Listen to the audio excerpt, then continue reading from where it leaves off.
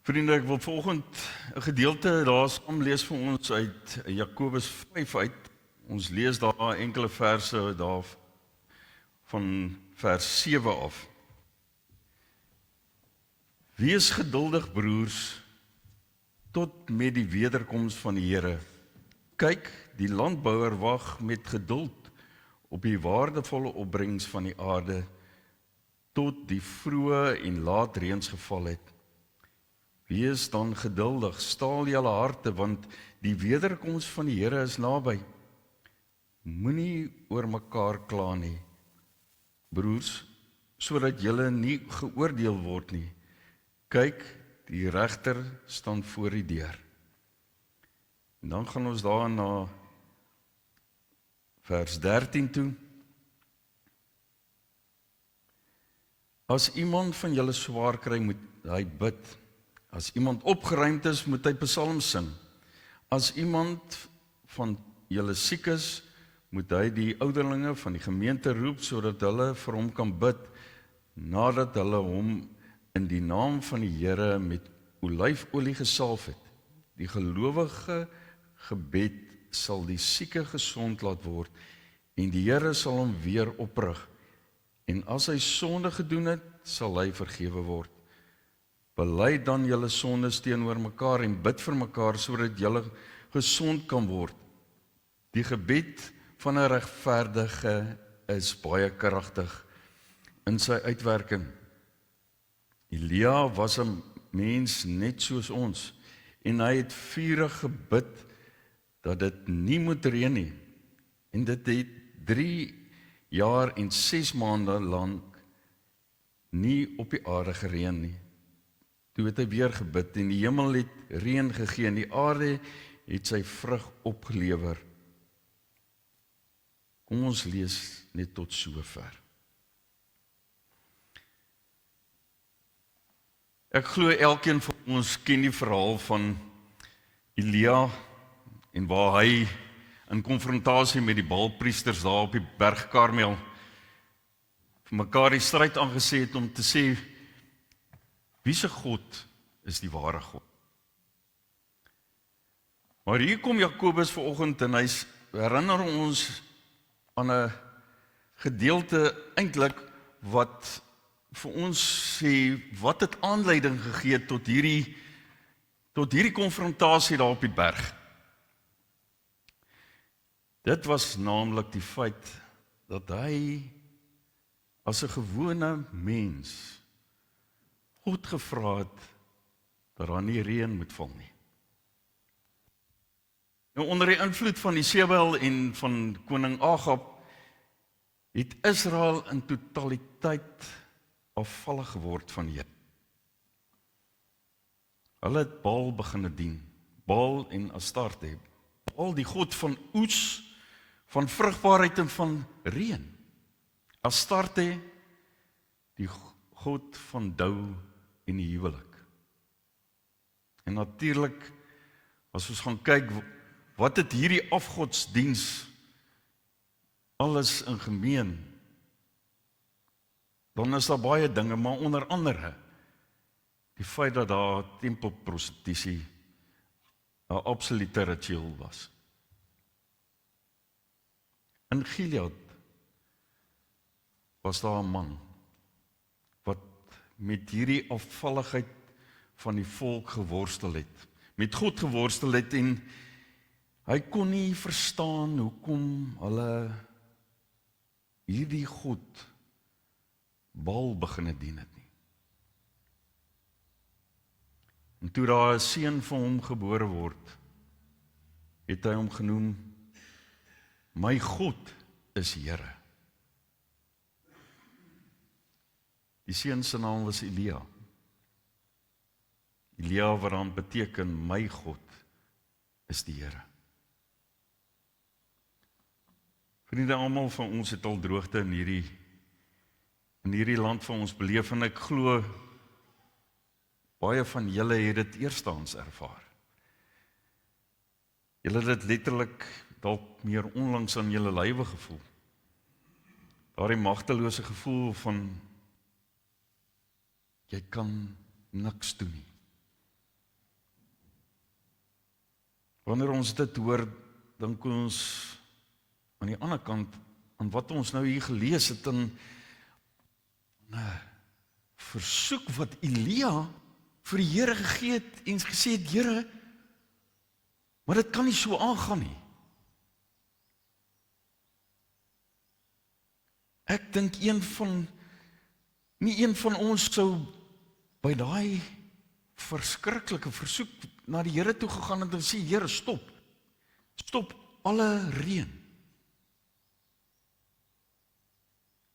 Dat daar geen douees val op hierdie land nie.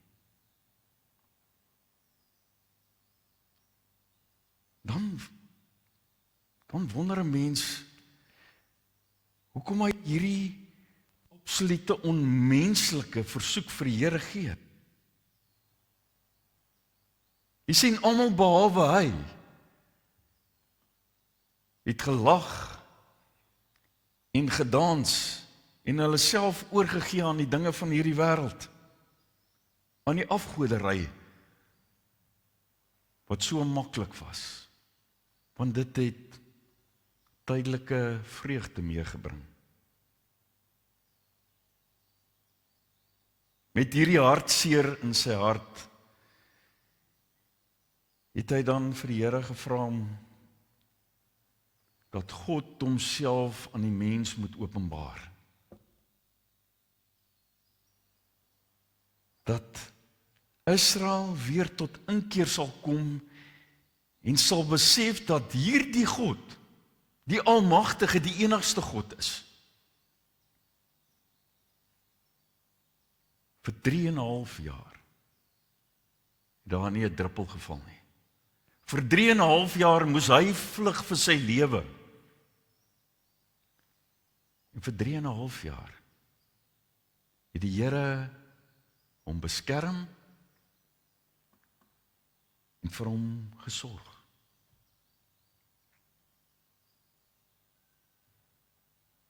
Ja, vriende, dis 'n gewone mens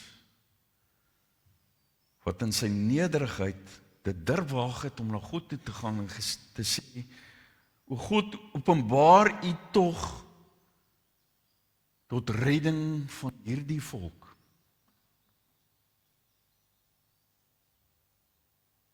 Is dit nie dalk wat die Here vir ons ook wil sê nie?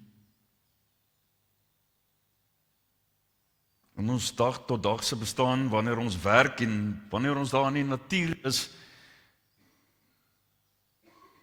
dink ons ooit daaraan dat God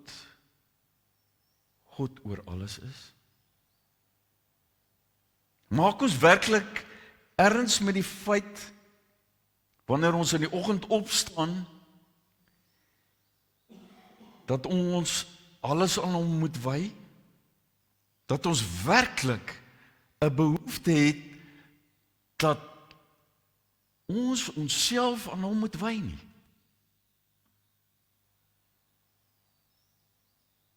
Worstel ons met God. Vra ons werklik dat hy vir ons die reën sal gee op alle gebiede. Elia het ervaar dat die wêreld niks met hierdie almagtige God wil te doen gehad het nie.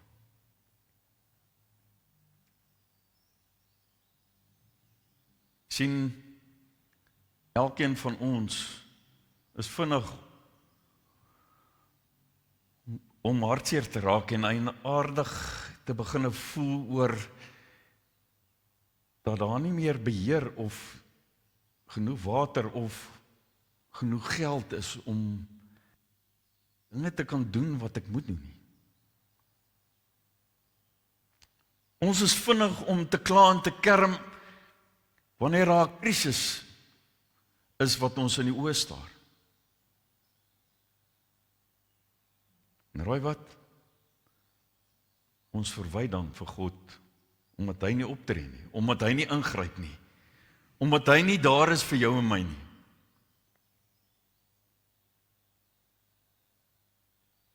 In wie stel jy vertroue?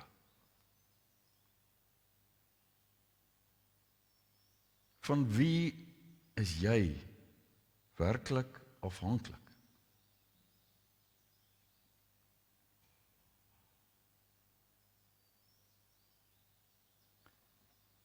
Jy en ek moet vanoggend kies.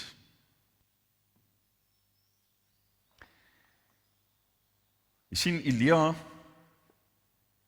het daar in 1 Konings 18 vir ons die volgende geskryf. En hy sê, hy het die volk laat nader kom op die berg.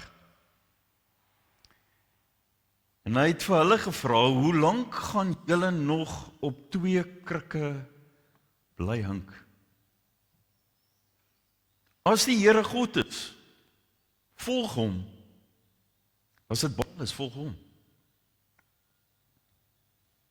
En dan lees ons hoe die Baalpriesters eerste kans kry om vuur uit die hemel af te bid, sodat die offerande wat hulle vir hulle God Baal voorberei het, verteer sou word. En toe niks gebeur nie, toe is dit Elia wat spottenderwys sê, maar hoor julle moet harder roep. Hierdie God slaap. Dit is mos 'n God, is dit nie? Maar daar was geen stem, geen antwoord en geen reaksie nie.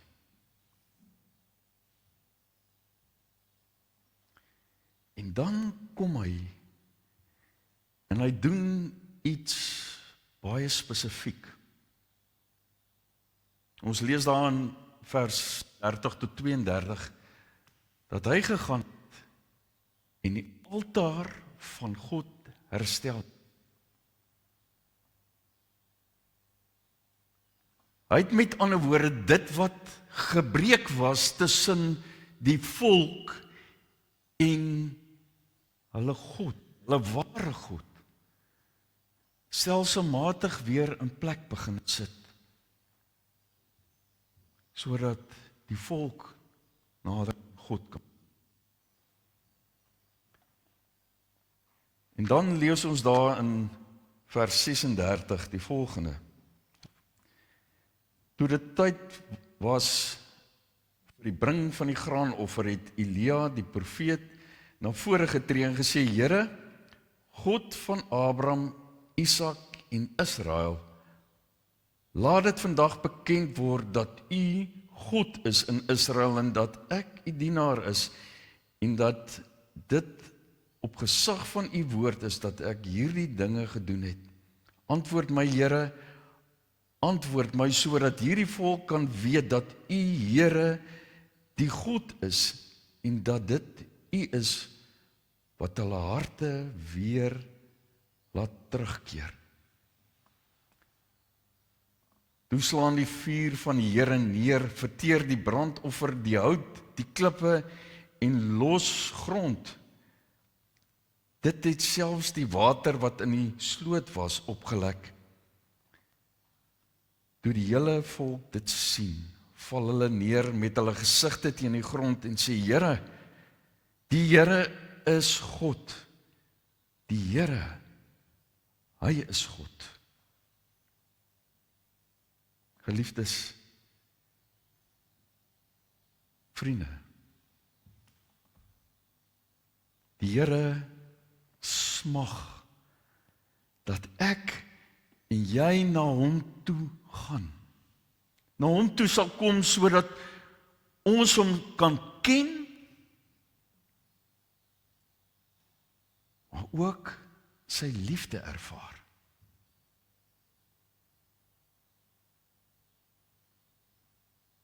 Psalm 133 sê, die Here smag daarna dat ons eensgesind word. Dat broers eensgesind word.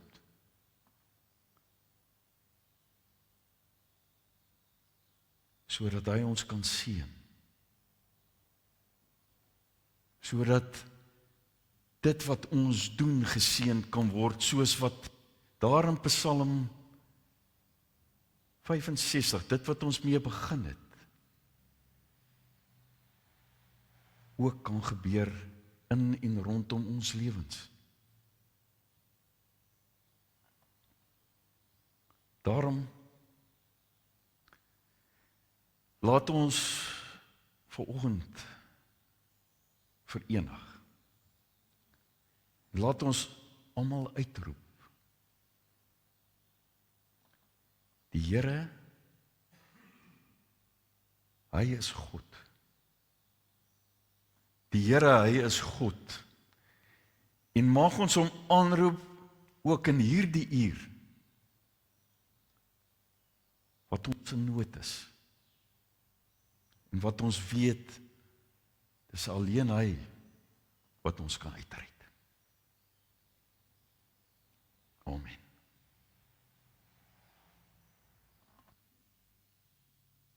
Ek wil graag geleentheid gee dat u na mekaar toe sal draai, so in groepies soos wat u sit, en dat ons die Here se naam sal aanroep, en ook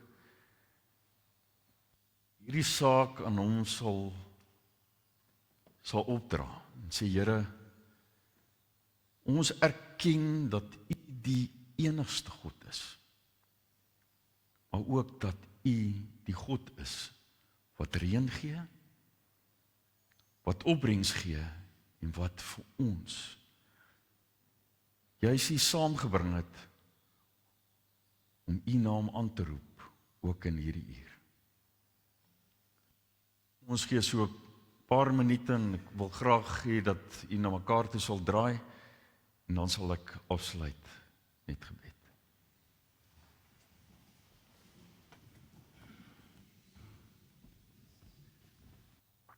Here,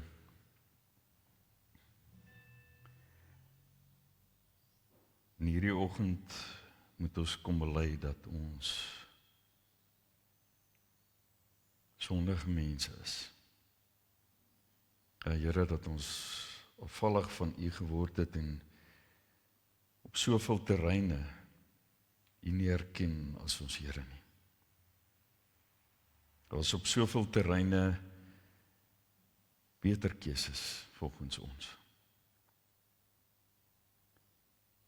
En ons kom bely dat ons skuldig staan voor u. Ons wil graag opnuut in hierdie oomblikke onsself aan u verbind, Here. U wat die God van hemel en aarde is. U die enigste God en die God wat alles gemaak het. En u wat die reën stuur.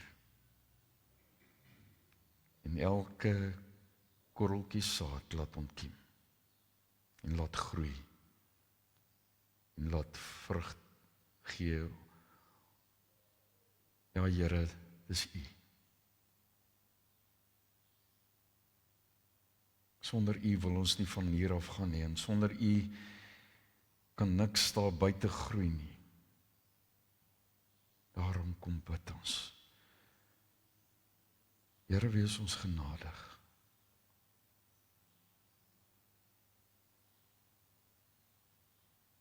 Wees ons genadig en help ons om weer as gemeenskap een in Christus te kan wees. Dat ons onsself aan u kan wy in elke opsig. Maar ook, Here, bo alles, dat u naam verheerlik kan word. Dankie dat ons weet, Here, u het reeds die reën gestuur. En soos in soveel kere in die verlede ook weer die uitkoms sal gee. Dankie dat ons kan weet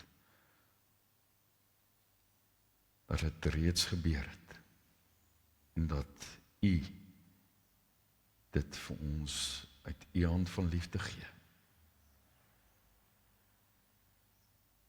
Wil u ons hand vat, Here, En wil U gee dat ons ook sal besef, dat ons nie sonder U die pad wil loop nie. Aan U behoort al die eer en die heerlikheid tot in ewigheid. Amen. Daar's glo lekker koffie en beskuit vir die wat nie so haastig is nie. En vir die wat die skoolklok so bietjie later moet lui, kan ook nog vinnig 'n koppie koffie kom sluk. Kom ons sluit met lied 464. En ons gaan daar net die tweede vers sing, maar kom ek lees vir U ook die eerste vers. O Heer my God, as ek in eerbied wonder en al U werke elke dag aanskou, die son en die maan en die sterre, wolke, hoe U dit elke dag onderhou. Nou dan wil ek sê soos hierdie digter sê, dan moet ek juig, my Redder en my God, hoe groot is U? Want deur die hele skepping klink dit saam. Hoe heerlik U groote naam. Kom ons staan en ons sing lied 464, die tweede vers, en ons sluit daarmee af.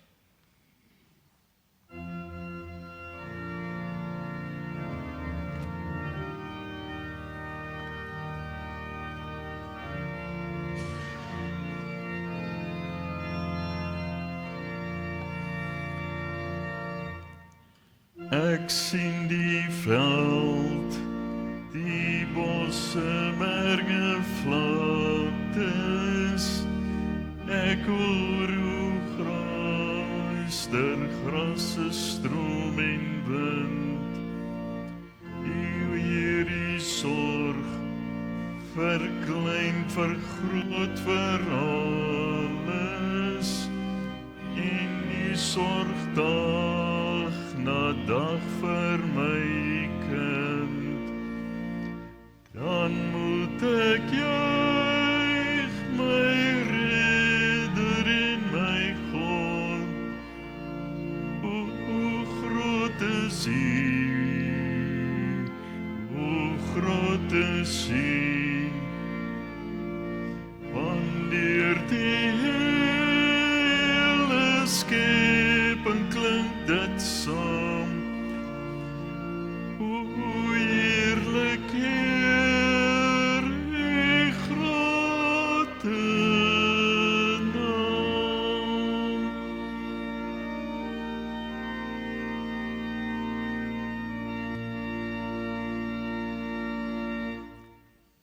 Geliefdes, die Here wil julle seën, ook om in hierdie dag, maar ook in hierdie tyd verder te gaan, en daarom ontvang dit wat hy vir julle ook mee seën. Die Here sal julle seën en julle beskerm. Die Here sal tot julle redding verskyn en julle genadig wees. Die Here sal julle gebede verhoor en aan julle vrede gee. Amen.